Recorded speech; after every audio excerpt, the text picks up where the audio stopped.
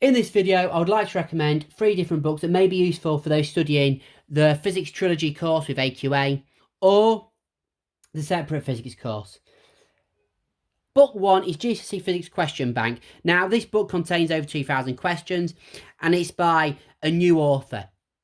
I got this from Amazon for £12.50. Now, what I like about this book is it gives you lots and lots of practice of the questions you're going to see in your GCSE. So, for example, here we've got some questions about elastic potential energy. What you will see is there's lots going on here with units. So lots of different conversions. 59 newtons per centimetre, for example. Make sure you can spot it. You can use this book and change it. So lots and lots of practice questions, just lots of practice. And then answers on the next page for you to assess. So I really like this book. So if you want lots of practice, this book's for you. And it's not just calculations, although it looks like describe this change here for energy stores and systems, etc. So really good book, first of its kind at GCSE. There's a couple at A-level like this, but hopefully that'll be a big winner with you. My next book, what I think we've not quite mastered yet, under the new specification, is Practical Work. So written by the wonderful Primrose Kitten. There's a book for each of these and for the trilogy course, published by Oxford, is an exam practice workbook for the required practicals. So they make up a big percentage of your course. And I know my students at my school, we've developed practical workbooks, but some of you may not have that at your school, so this will be really useful.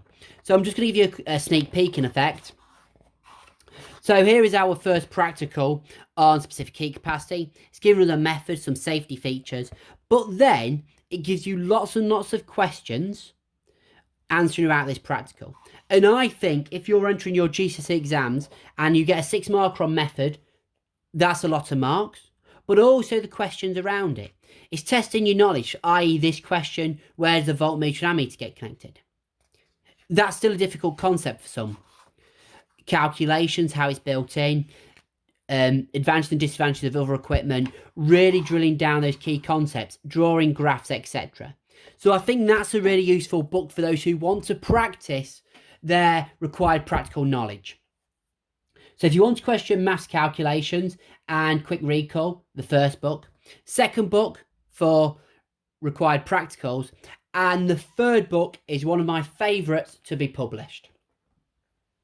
Oxford Revised. So Oxford have decided they're going to change their approach to go with what schools are doing in effect. So you, hopefully a lot of you will now be seeing retrieval exercises for that recall of knowledge, using that knowledge and then applying it to different situations. And Oxford are bang on in this book.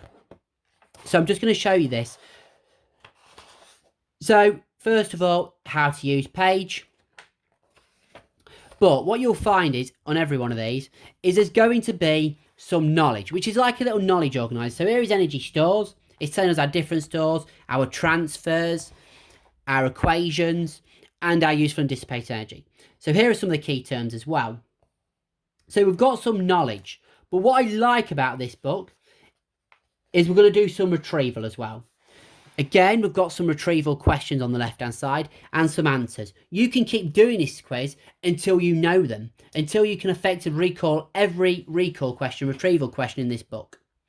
They've also put in some maths help for those students. And then this is where it's perfect. There's lots of exam-style questions of how to apply this in your exam. I think this book is spot on.